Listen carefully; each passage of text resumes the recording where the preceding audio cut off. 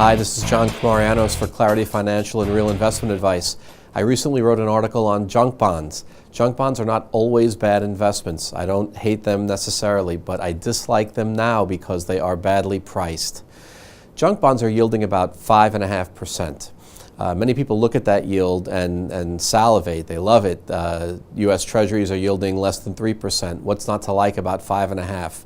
The problem with just looking at a yield, though, is that it doesn't take into consideration what's called a loss rate. Junk bonds periodically suffer defaults, and although you get to recover some of those defaults, or at least historically investors have, the loss rate, in other words, the defaults, adjusting for recoveries, is about 2.5% per year. So if you take a 5.5% yield and bake in a 2.5% loss into that, you're really only making about 3%.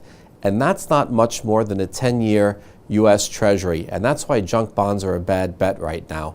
This chart shows a loss-adjusted return, a loss-adjusted spread over Treasuries. And you can see the bottom line here is 0.